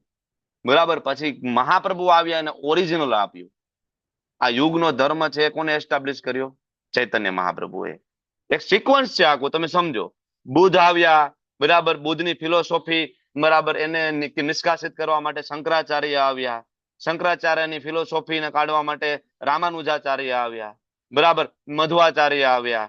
બરાબર. અને પછી અલ્ટિમેટલી આ બધા ફિલોસોફી સૌથી ઉપર સર્વશ્રેષ્ઠ ફિલોસોફી મૂકવા માટે યોગ્ય સમય આવ્યો તો કોણ આવ્યા? ચૈતન્ય મહાપ્રભુ. એક સિક્વન્સ છે આ, ખોટા એકય નથી આમાંથી, ખોટું નથી. શંકરાચાર્ય આવ્યા ત્યારે એ જરૂરિયાત હતી તો એટલું આપ્યું છે, નિરાકારવાદ ત્યારની જરૂરિયાત હતી, પણ આ લોકો એને પકડીને રાખ્યું. ભગવાન બુદ્ધ આવ્યા, વેદોને નકારી દીધા. એ સમય પૂરતી વેદોની નકારવાની જરૂરિયાત હતી, નહીં કે એ કન્ટિન્યુ કરવાનું હતું. કન્ટિન્યુ નહોતું કરવાનું. એ બરાબર, ધારો કે બરાબર બીજા ધોરણનો છોકરો હોય, 2 + 2 = 4, તો એ 5મામાં આવે તો પછી એને બીજું શીખવાનું છે આગળ, નહીં કે 2 + 2 = 4 પકડી રાખે 12મામાં, બસ મને તો આટલું જ આવડે, આટલું જ આવડે. આજ પરમ સત્ય 2 + 2 = 4. એટલે પ્રભુપાદી સમજાવે છે. Okay, yes. Next leader. હરે કૃષ્ણ. એકચ્યુઅલી આમાં ઘણી બધી ચર્ચા થઈ શકે એમ છે, પણ આપણી પાસે સમયની મર્યાદાઓ છે. જો આ બધા શ્લોકમાં હરે કૃષ્ણ બહુ બધું મટીરિયલ છે. હરે કૃષ્ણ. યસ માતાજી, પ્લીઝ ઓવર. દંડવત પ્રણામ પ્રભુજી. યસ માતાજી. પ્રભુજી આપણું 4.8 છે, એમાં સંસ્કૃત શબ્દ પરિત્રાણાય સાધુનામ અને ધર્મ સંસ્થાપનાર્થાય સંભવામી યુગે યુગે, એ 2 ઇમ્પોર્ટન્ટ છે. એટલે પરિત્રાણાય સાધુનામ એટલે ભક્તોનો ઉદ્ધાર કરવા માટે, અને ધર્મની સ્થાપના કરવા માટે ભગવાન પ્રગટ થાય છે. એટલે દુષ્ટોના નાશ માટે લખેલું છે, પણ એ મેઇન રીઝન નથી. મેઇન રીઝન તો એટલે પહેલા પેરેગ્રાફમાં આપણાને સમજાવ્યું છે કે સાધુ પુરુષ કોને કહેવાય, એટલે અમુક સાધુ જેવા દેખાતા હોય પણ કૃષ્ણ ભગવાનના ભક્ત ન હોય તો તેને સાધુ નહીં ગણવો જોઈએ. જ્યારે બીજો સામાન્ય દેખાતો હોય પણ એ ભલે અસંસ્કારી દેખાય કે ગમે તે દેખાય પણ કૃષ્ણ ભગવાનનો ભક્ત હોય તો એને સાધુ ગણવો જોઈએ. તે આપણને સમજાવેલું છે. પછી બીજું એ કીધું છે કે એવું જરૂરી નથી કે દર વખતે રાક્ષસોને મારવા માટે ભગવાને જ આવવું પડે છે, કારણ કે ભગવાનના પ્રતિનિધિ પણ એટલા શક્તિશાળી છે કે તે પણ એ કામ કરી શકે છે. પણ મેઇન રીઝન ભગવાનનું આવવાનું તો એ જ છે કે એમના ભક્તોને આનંદ આપવા માટે આવે છે. પછી બીજામાં ચૈતન્ય ચરિતામૃતનો એક શ્લોકનું રેફરન્સ આપેલું છે. તો તેમાં આપણને અવતારની વ્યાખ્યા આપી છે કે અવતાર કોને કહેવાય. એટલે ભગવાન જે ભગવત ધામમાંથી આવે તો એમની બધી શક્તિઓ સાથે જ આવે. એટલે આપનું જે પેલું ઈશોપનિષદનો શ્લોક છે તે પણ આમાં કોટ કરી શકાય કે ભગવાન અહીંયા કંઈ પણ કરે તો ભગવાનનામાંથી ઓછું નથી થઈ જતું, જેવું આપણામાંથી ઓછું થઈ જાય. તો એક તે Yes. સમજાવવામાં આવ્યું છે. અને અવતાર કોને કહેવાય એ. અને ત્રીજા પેરેગ્રાફમાં અલગ અલગ અવતાર સમજાવ્યા છે કે કેટલા પ્રકારના અવતાર છે. ગુણ અવતાર, યુગ અવતાર, લીલા અવતાર, સત્યાવેશ અવતાર, તેની સમજૂતી આપેલી છે. અને લાસ્ટ પેરેગ્રાફમાં છે તે ચૈતન્ય મહાપ્રભુનું અવતરણ કેમ થયું છે તો તેનું સમજૂતી આપી છે પ્રભુજી. હરે અરે કૃષ્ણ. બોલ, ખૂબ સરસ સરસ વિશ્લેષણ કર્યું છે તમે ભાવાર્થનું. પરફેક્ટ વિશ્લેષણ કર્યું છે. બરાબર કે આ જે શ્લોક છે, પરિત્રાણાય સાધુનામ વિનાશાય તે દુષ્કૃતામ ધર્મ સંસ્થાપનાર્થાય સંભવામિ યુગે યુગે, ક્યારે આવે ને શું કામ આવે? પ્રશ્નનો જવાબ છે આની અંદર. ભક્તોનો ઉદ્ધાર, દુષ્ટોનો વિનાશ, ધર્મના સિદ્ધાંતોની સ્થાપના. ખરેખર એકે માટે ભગવાનને આવવાની જરૂર નથી. આ બધા એક્સટર્નલ પોસ્ટ છે. બરાબર. ભગવાન માત્ર આવે છે એના ભક્તોનો વિરહને શાંત કરવા માટે. બીજું કોઈ પણ વ્યક્તિ આવે ને તો માતા દેવકીજી, વસુદેવજી, નંદ બાબા, યશોદા માતા, એને શાંતિ ન થાય. બરાબર. બીજા કોઈ અવતાર પણ આવે ને ભગવાન તો પણ શ્રી કૃષ્ણ સ્વયં આવે તો જ શાંત થાય એમનો વિરહ. એટલે ભગવાન એના ભક્તોનો વિરહને શાંત કરવા માટે. બરાબર. તો અહીંયા પરિત્રાણ સાધુ નામ, તો સાધુ કોને કહેવાય? ભગવદ ગીતામાં એક શ્લોક છે, સાધુ રેવ સમંતવ્ય ભજતે મામ અનન્ય ભાગ. જે મને મામ એટલે જે મારો અનન્ય ભક્ત છે, હી ઇઝ અ સાધુ. સાધુ એટલે એવું નહીં કે ખાલી સેફરોન પહેરી લેવાથી સાધુ બની જવાય. એટલે સાધુની વ્યાખ્યા તો ભગવાનને અસુરોને મારવા માટે આવવું પડે? નો. ભગવાન પ્રહલાદ મહારાજ માટે આવે છે. પ્રભુપાદ ઉદાહરણ આપે છે. બરાબર. ભગવાન દેવકીજી માટે આવે છે. અને કંસને મારવા માટે આવવાની કોઈ જરૂર નથી. આપણે વારંવાર ચર્ચા કરી ચુક્યા છીએ. બરાબર. ભગવાન ખાલી એક સંકલ્પ માત્રથી બ્રહ્માંડનો સંહાર કરી શકે. કૃષ્ણને સંકલ્પ કરવાની જરૂર નથી. કૃષ્ણનો વિસ્તાર જે છે મહાવિષ્ણુ, એના સંકલ્પ માત્ર ત્યાં થઈ શકે છે. Krishna is busy. એ તો બરાબર ગાયો અને બરાબર ગોપ બાળો, મધુમંગલ એમાં બિઝી છે. એ આ કોઈ માથાકૂટમાં પડવા નથી માંગતા. એના વિસ્તારો ઓલરેડી મૂકી દેતા. એકાંશ તેનો ચિતો જગત. મારા એક અંશથી હું આ બધું કરી શકું છું. મારો એક જ અંશ. કૃષ્ણ કહે છે ને 11મા અધ્યાયના અંતે, ભગવાનને આવવાની જરૂર નથી. એટલા માટે અવતાર કોને કહેવાય, કયા કયા પ્રકારના અવતાર છે, અને શું કલિયુગમાં ભગવાન આવે છે? કે હા, ચૈતન્ય મહાપ્રભુ સ્વરૂપે આવ્યા છે. બરાબર. પણ એ સિક્રેટ છે. હમણાં આપણે વાત કરીને કે આપણે કેટલા બધા ફોર્ચ્યુનેટ છીએ કે આપણે ચૈતન્ય મહાપ્રભુને ઓળખીએ છીએ કે કોણ હતા એ. સ્વયં કૃષ્ણ છે. એટલે પ્રભુપાદ ત્યાં લખે છે. બરાબર. તો એક એક્ઝામ્પલ છે પ્રભુપાદજી આપે છે એક જગ્યાએ કે તમારા ગામની અંદર જીબીની ઓફિસમાં એક વ્યક્તિ બેઠો બેઠો ખાલી એક ઘોડો પાડી દે ને તો તમારા આખા ગામની અંદર લાઈટ વહી જાય. તમારી ઘરે આવીને સ્વિચ બંધ કરવાની જરૂર નથી એને. ખાલી જીબીની ઓફિસમાં બેઠો બેઠો એક વ્યક્તિ ખાલી એમ ઘોડો પાડી દે ને તમારે લાઈટ વહી જાય. તો સામાન્ય માણસ આટલું કરી શકતો હોય તો આનંદ કોટી બ્રહ્માંડના સ્વામી છે કે એના અહીંયા આવીને કોઈ અસુરન મારવાની જરૂર નથી. બરાબર. એને ઘોડો પાડવાની જરૂર નથી. બરાબર. સ્વયં ભગવાન છે. એટલે તો કુંતી મહારાણી શ્રીમદ ભાગવતમ ની અંદર શું કે છે? તથા પરમહંસાના મુનિ નામ અમલાત્મના ભક્તિ યોગ વિધાનાર્થમ. શેના માટે આવે છે? કુંતી મહારાણી કહે છે કૃષ્ણ શેના માટે? ભક્તિ યોગ વિધાનાર્થમ. માત્ર ભક્તિ યોગ આપવા માટે કૃષ્ણ આવે છે. બીજો એનો કોઈ પર્પઝ નથી. નથિંગ. બરાબર. એક જ એનો ગોલ છે કે મારા ભક્તોને હું કેવી રીતના પાછો લઈ જાઉં. ભગવાન એના માટે અહીં વારંવાર આવે છે. બીજું કોઈ કારણ નથી. અલગ અલગ અવતારો, ઇન્કાર્નેશન, નો અધર રીઝન. એક જ રીઝન છે કે મારા બાળકોને કેવી રીતના હું પાછો લઈ જાઉં. એના માટે કૃષ્ણ કેટલું કરે છે અહીં આવીને. બરાબર. પોતે જ જય વિજયને ઇનડાયરેક્ટલી શ્રાપ અપાવે ને જય વિજય અહીંયા મોટા મોટા અસુરો બનીને આવે, કેટલી બધી માથાકૂટ થાય, હાહાકાર થાય, બરાબર. એટલું સરસ મજાનું પિક્ચર બનાવવામાં આવે, ભગવાન અહીંયા આવીને બનાવે. પછી આપણે મહા અવતાર નરસિંહદેવ જોવા જાય, આપણે આહા ભગવાન કેટલા મારા શક્તિશાળી છે, પ્રેમ થાય આપણને. નરસિંહદેવ તમે લોકો જોયું ને, જોઈએ તો આમ લાગે ને કેટલા શક્તિશાળી હશે. વિચાર કરો, મૂવીમાં આટલું બતાવ્યું હશે, ખરેખર કૃષ્ણ કેટલા શક્તિશાળી હશે એઝ અ મહા અવતાર નરસિંહદેવ. બરાબર. શિવજી સામે હાથ જોડીને ઉભા છે, ભગવાન શાંત થઈ જાવ ને પ્લીઝ. બ્રહ્માજી ઇન્દ્રદેવ તો બાજુમાં ફરકવાનું નામ નથી લેતા, આની બાજુમાં ના જવાય. લક્ષ્મીજીને એપ્રોચ કરે છે કે ભાઈ આ તમારા પતિ, થોડુંક શાંત કરો ને, બરાબર. લક્ષ્મીજી કહે તો મારા ડાબા હાથનો ખેલ છે, ક્યાં છે ક્યાં છે? તો કે આ નહીં, કે અત્યારે નહીં, હું પછી, અત્યારે આ મૂળ કઈક બીજો લાગે છે આનો. સ્વયં લક્ષ્મીજી બાજુમાં નથી જતા. વિચાર કરો કેવું એમનું સ્વરૂપ હશે કૃષ્ણ. તો ભગવાન એટલા માટે અહીંયા આવે કે આવું આવું આવી લીલાઓ કરે ને તો આપણને પ્રેમ થાય ભગવાન પ્રત્યે, અને આપણે એમ થાય ભક્તિ કરીને જતા રહીએ.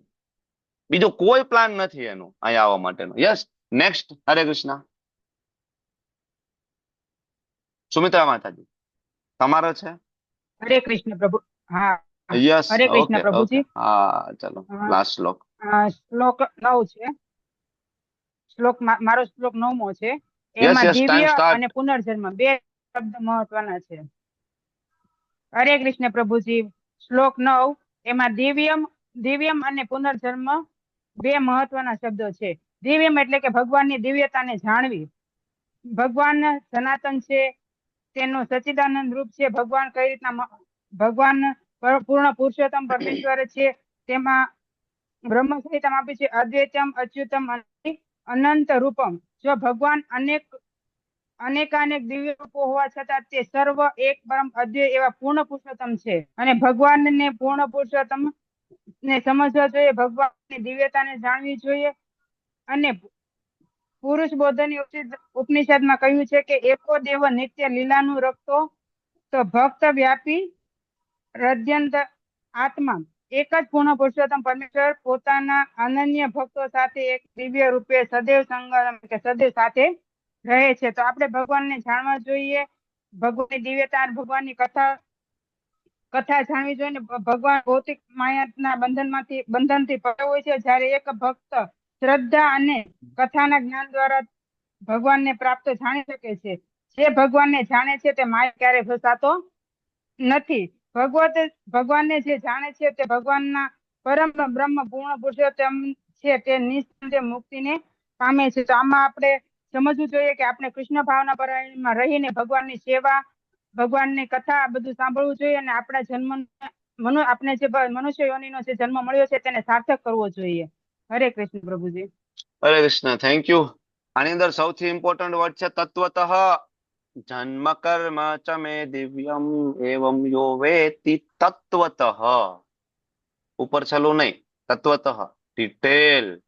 બરાબર. તો શું થશે? એકતા દેહમ પુનર્જન્મ નેતિ.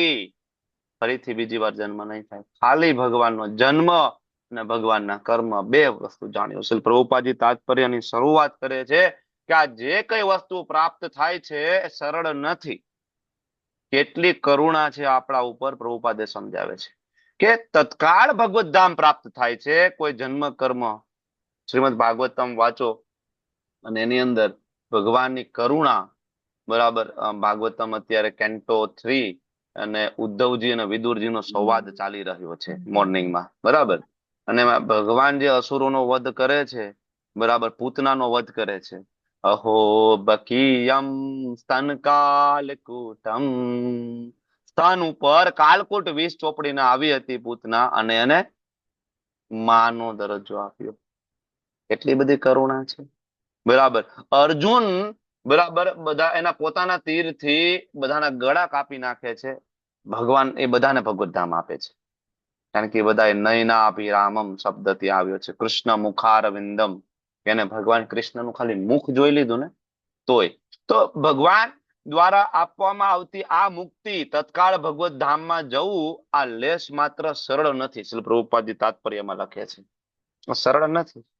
નિર્વિશેષવાદી યોગીજનો હજારો વર્ષ તપશ્ચર્યા કરે, જન્મ જન્માંતરો જતા રહે તો પણ આ એને પ્રાપ્ત ના થઈ શકે. That is impossible. આ એવી વસ્તુ છે જે આપણને ખાલી ભગવાનનું જન્મ કર્મ જાણી લો તો પ્રાપ્ત થઈ જાય છે.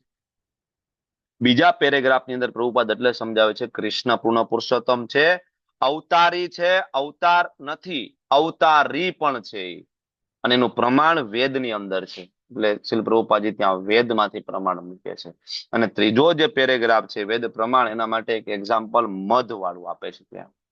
બરાબર, બહારથી ચાટીને કઈ નહીં થાય, બરાબર, અંદર ડૂબકી મારવી પડશે, તત્વતઃ ડિટેલમાં જવું પડશે સમજવા માટે, ત્યારે ખબર પડશે.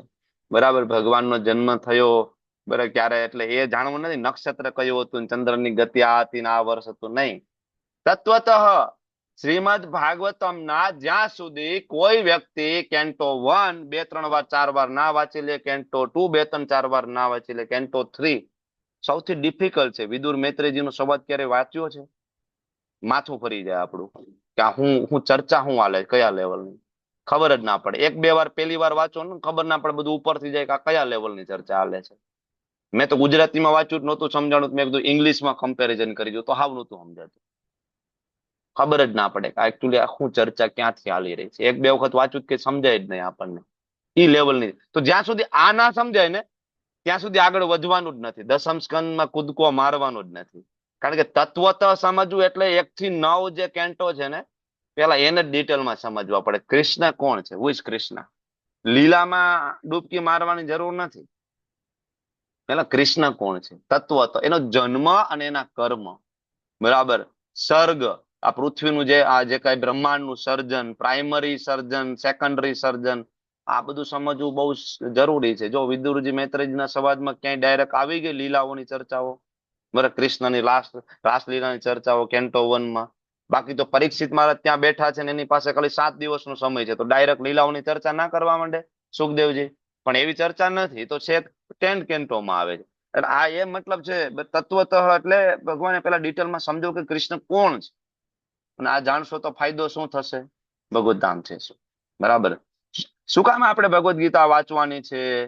બરાબર, પોઈન્ટ ટુ પોઈન્ટ વાંચવાની છે, બરાબર, તો ધીમે ધીમે ખ્યાલ આવશે કે અહીંયા શું કહેવા માંગે છે, બરાબર. અને શ્રી પ્રભુપાદજીનો જે ભાવાર્થ છે ને એને વિશ્લેષણ કરી અને સમજવાની કોશિશ કરો. પ્રભુપાદે બધું જ આપ્યું છે, આપણા બધા જ પ્રશ્નના જવાબ પ્રભુપાદના ભાવાર્થમાં છે, ખાલી આપણને મળતા નથી, ખાલી ફેર એટલો છે, બાકી બધા પ્રશ્નના જવાબ ત્યાં જ છે, બીજે ક્યાંય જવાની જરૂર નથી. વાંછા કલ્પતરુભ્યશ્ચ કૃપા સિંધુભ્યો ચ પતિતાનાં પાવનેભ્યો વૈષ્ણવેભ્યો નમો નમઃ. અનંત કોટિ વૈષ્ણવ કી જય, શ્રી પ્રભુપાદ કી જય, ગુરુ મહારાજ કી જય. હરે કૃષ્ણ કૃષ્ણ કૃષ્ણ હરે હરે, હરે રામ રામ રામ રામ હરે હરે.